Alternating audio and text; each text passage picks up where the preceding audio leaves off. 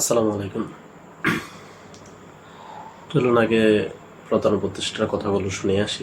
শবে কদরের পবিত্র রজনীতে মহান আল্লাহ যেন তার সকল বান্দার মোনাজাত কবুল করেন তা প্রার্থনা করছি। একই সঙ্গে পবিত্র ঈদে সকলকে জানাই ঈদ মুবারক। ঈদে পরিবার পরিজন নিয়ে নির্বিঘ্নে ও আনন্দ সহকারে নিজ নিজ বাড়ি যাবেন, আত্মীয় স্বজনের কবর জিয়ারত করবেন, গরিব পরিবারের খোঁজ খবর নেবেন, তাদের ভবিষ্যৎ ভালো করার জন্য চিন্তা ভাবনা করবেন, আপনার সন্তানদের সঙ্গে তাদের পরিচয় করিয়ে দেবেন, এই কামনা করছি। ঈদের জামাতে দলমত নির্বিশেষে সবাই যেন পরাজিত শক্তির সকল প্ররোচনা সত্ত্বেও সুদৃঢ়ভাবে ঐক্যবদ্ধ থাকেন, সেজন্য আল্লাহর কাছে মোনাজাত করবেন, এই আহ্বান জানাচ্ছি। সকলের জীবন সার্থক হোক, আনন্দময় হোক। মহান আল্লাহ আমাদের সহায় হোক। আল্লাহ হাফেজ।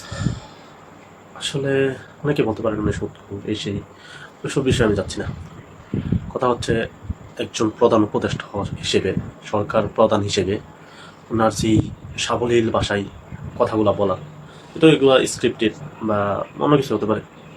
যাই হোক, কিছু কিছু কথা না আপনাকে লিখে দিলেও ওইভাবে বলতে পারবেন না যেভাবে আপনার ভিতর থেকে আসার কথা ছিল। তো ওনার কথাগুলো আসলে হৃদয় কেড়ে নেওয়ার মতো, হৃদয়ে গাঁথার মতো কথা। ওনার যে কথাগুলো ছিল, শবে কদরের যে দোয়া আল্লাহ যেন কবুল করে, খুব সুন্দরভাবে বলছে। সবাই বলতে পারে না এই কথাগুলো। এরপরে আপনার ঈদের শুভেচ্ছা জানিয়ে মানুষের বাড়ি ফেরা।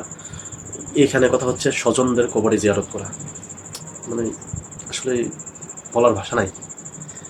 তারপরে এরপরের কথাগুলো আরও মানে মন কেড়ে নেওয়ার মতো। পরের কথাগুলো হচ্ছে আপনার প্রতিবেশী গরিবদের সাথে দেখা সাক্ষাৎ করা, ওনাদের ভাগ্য উন্নয়নের কাজ করা। এর চাইতে বড় বিষয় যেটা এই ভিডিওর মধ্যে আমার কাছে সবচেয়ে যে জিনিসটা ভালো লেগেছে, এটা হচ্ছে ওনার কথাগুলোর মধ্যে সবচেয়ে ভালো লেগেছে হচ্ছে আপনার আপনার সন্তানদের পরিচয় করে দেওয়া ওনাদের সাথে, গরিবদের সাথে। আসলে এই কাজটা কয়জনে করে বা এই কাজের নির্দেশনা কয়জনে দেয়? যদি আমি সেকুলারপন্থীদের থেকে হিসাব করি, ওনার আশেপাশে আপনার মৌমাছির মতো বিড়বিড় বিড়বিড় করে সব সেকু, বা উনি কাইন্ড অফ ওই ধরনের লোকই বলা চলে। ওইখান থেকে এইভাবে কথাগুলা আসলে সবাই বলতে পারে না। আর এই যে পরিচয় করাইয়া দেওয়া, এই জিনিসটা আসলে সবাই বলেও না বা সবাই করতেও পারে না। এই জিনিসটা আসলে হওয়া উচিত, কারণ আপনার সন্তানদেরকে যখন ওনাদের সাথে পরিচয় করাবেন, আপনার সন্তান ওনাদেরকে দেখে শিখবে। আসলে আমি যে এই লাইফ লিড করি, আমি আসলে শুধু আমার লাইফ লিড, সবাই এরকম করে না। আমার সাথে নিম্ন শ্রেণীর কেউ আছে, ওনাদের মানে আমাদের ওনাদের প্রয়োজন,